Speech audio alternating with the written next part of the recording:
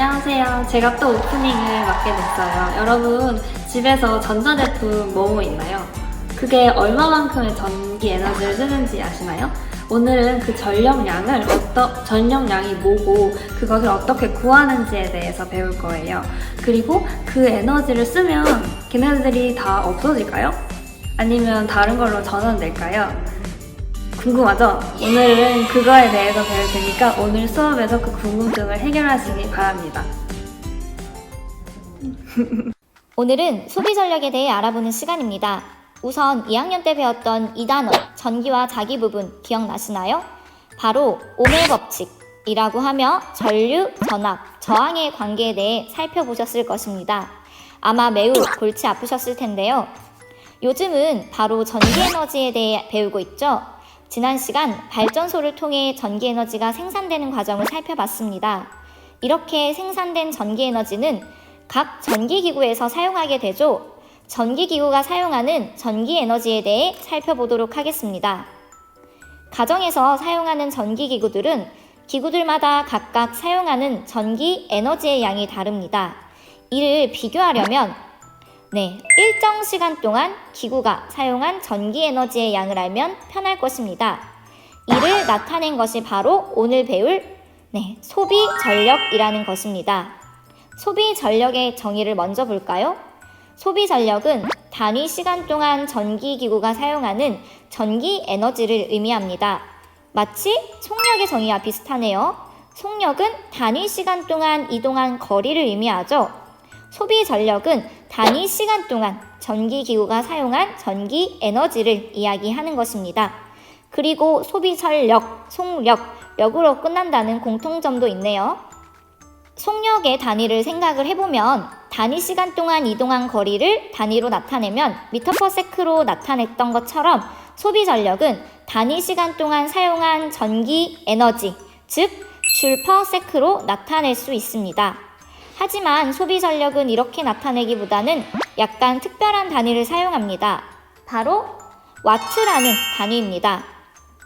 줄/세크는 와트와 같은 의미라는 거 기억하시면서 해석을 하자면 1와트는 1초 동안 1줄의 전기 에너지를 사용하였다. 혹은 10와트는 1초 동안 10줄의 전기 에너지를 사용하였다 라는 의미가 됩니다. 그렇지만 우리는 전기기구를 초 단위로 사용하기보다는 시간 단위로 사용을 합니다. 만약 세탁기를 1시간 동안 사용했다고 하면 이를 3600초로 환산해서 사용한 전기 에너지를 계산하기는 약간 숫자가 너무 커진다는 단점이 있겠죠. 그래서 우리는 전기기구가 사용한 전기 에너지를 계산할 때 시간 단위로 계산을 하면 좀 더 편리하게 이용을 할 수가 있습니다. 그래서 바로 전력량이라는 개념을 이용하는데요. 전력량이란 전기기구를 일정 시간 동안 사용했을 때의 전기 에너지의 양을 의미합니다. 바로 앞서 봤던 전력 곱하기 사용한 시간을 하게 되면은 전기기구가 사용한 에너지, 바로 전력량을 구하게 됩니다. 그러면 단위를 생각을 해보면 전력 곱하기 시간이죠. 전력의 단위는 와트, 시간의 단위는 시 혹은 아워라고 표현을 하는데요. 이 둘을 곱한 거니까 바로 전력량의 단위는 와트시라고 우리는 부릅니다. 자, 1와트시란 1와트의 전력으로 1시간 동안 사용했을 때의 전력량을 의미합니다. 아래를 보면은 1킬로와트시란 킬로, 킬로란 1000이라는 의미의 약자인데요. 바로 1000와트시를 의미합니다. 다음은 에너지 전환에 대한 내용입니다. 사실 앞선 영상에서 전기 에너지의 전환 부분을 공부하며 에너지 전환에 대한 이야기를 했는데요. 사실 에너지는 여러 형태가 있어서 한 형태의 에너지라도 다른 형태의 다양한 에너지로 전환되기도 합니다. 지난 시간 확인 문제에서 나왔듯이 TV는 전기 에너지를 이용하여 빛 에너지, 소리 에너지, 열 에너지 등 다양한 형태의 에너지로 전환합니다. 이때 사실 TV의 전기 에너지가 100이라고 생각한다면 빛 에너지는 80, 소리 에너지는 10. 그러면은 10만큼의 에너지가 사라졌네 라고 생각할 수도 있겠지만 사실은 10만큼의 에너지는 열 에너지로 전환된 것입니다. 이는 에너지가 전환될 때 에너지가 새로 생기거나 없어지지 않고 에너지의 총량은 일정하게 보존된다는 것을 의미하는데요. 역학적 에너지에서 예시로 봤던 공이 굴러가는 모습을 한번 상상해 보도록 하겠습니다. 꼭대기에 있던 공이 굴러 내려올 때 위치 에너지가 운동 에너지로 전환되죠. 이때 마찰이나 공기 저항이 있다면 공은 내려왔다가 꼭대기까지 올라가지 못하고 멈출 것입니다. 이유는 일부 열 에너지 혹은 소리 에너지 등으로 전환되어 위치 에너지와 운동 에너지의 합인 역학적 에너지는 보존되지 않기 때문이죠.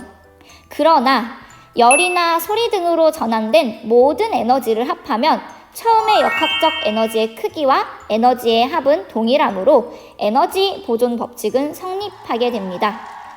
그러면 학습지 빈칸을 한번 빠르게 채워볼까요? 네, 학습지 빈칸을 채워보도록 하겠습니다. 소비 전력이란 전기기구에서 1초 동안 사용하는 전기 에너지의 양을 이야기하고요. 식은 단위 시간 동안 사용한 전기 에너지를 이야기한다고 했습니다.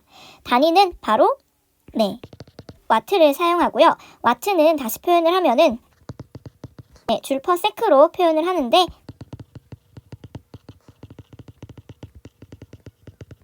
단위 시간 동안 사용한 전기 에너지로 표현을 할 수가 있습니다.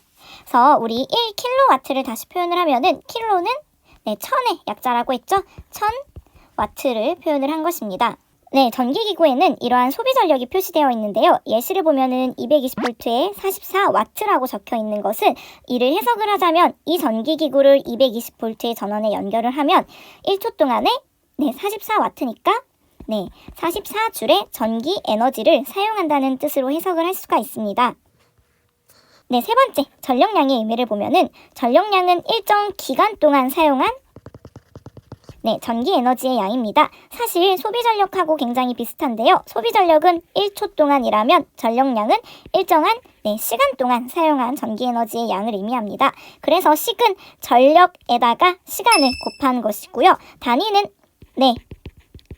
와트시라고 읽게 됩니다. 그래서 1와트시란 1와트의 전력으로 1시간 동안 사용했을 때 전력량을 의미합니다. 위에서처럼 1kW시는 1000W시를 의미를 하고요. 자, 오른쪽으로 가서 에너지 전환 부분을 보면요. 여러분들 에너지 전환을 할 때는 한 에너지에서 여러 형태의 에너지로 전환된다고 했습니다. 미끄럼틀의 경우를 보면은 처음에 위치 에너지가 내려오면서 소리 에너지를 내기도 하고요. 엉덩이가 따끈따끈해지죠? 열 에너지로 전환되기도 합니다. 또한 운동 에너지로도 전환되겠죠?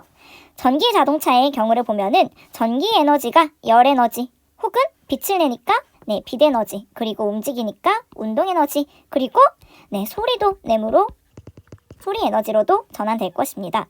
선풍기의 경우를 보면은 전기 에너지가 소리 에너지, 열 에너지, 그리고 운동 에너지로 다양한 형태의 에너지로 전환되는 것을 볼 수가 있습니다.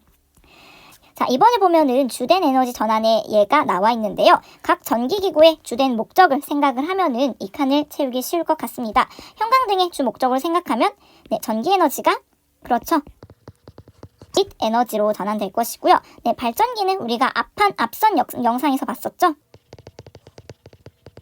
역학적 에너지가 전기 에너지로 전환되고요.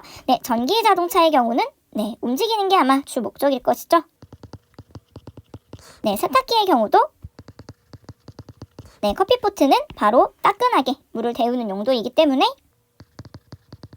열 에너지로 전환되는 것일 것입니다. 물론 이렇게 한 가지씩의 에너지로만 전환되는 것은 아니지만 이 문제에선 지금 주된 에너지 전환이라고 했기 때문에 한 가지씩만 적고 넘어가도록 하겠습니다.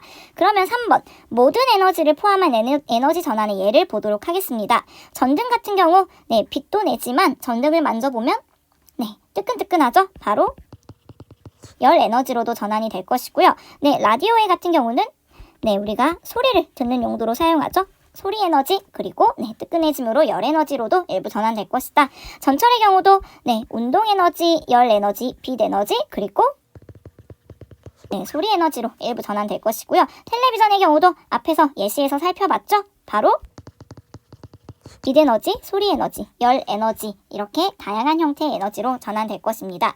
자, 근데 중요한 점은 에너지가 전환될 때 기존의 에너지가 새로 생기거나 없어지는 것이 아니라 에너지의 바로 총량은 일정하게 보존된다고 했습니다.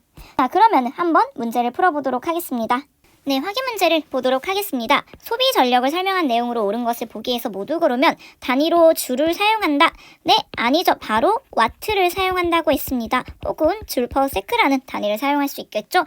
1초 동안 소비하는 전기 에너지의 양이다. 네, 맞습니다. 단위 시간 동안 사용하는 전기 에너지의 양을 의미하고요. 디귿, 소비 전력이 클수록 전기기구에 더 많은 전류가 흐른다. 디귿도 맞는 보기인데요. 사실 저희가 배운 수준에서는 전류보다는 전기 에너지라는 표현이 좀 적절했을 것 같은데 문제에서는 좀 더 어렵게 나온 것 같습니다. 아주 간단히 설명을 드리면은 전력을 우리가 P라고 표현을 할 수가 있는데요. 전력은 전압 곱하기 전류 로 나타낼 수 있습니다. 이때 우리가 가정에서 사용하는 전압 220V에 연결했다고 생각을 하면은 전력과 전류는 서로 비례하게 되겠죠. 그래서 소비 전력이 클수록 전기기구에 더 많은 전류가 흐른다라고 생각을 할 수 있겠습니다. 여러분이 나중에는 P는 I제곱 R 혹은 R분의 V제곱과 같은 것을 배우게 되면은 좀 더 자세히 알 수 있게 될 것 같습니다.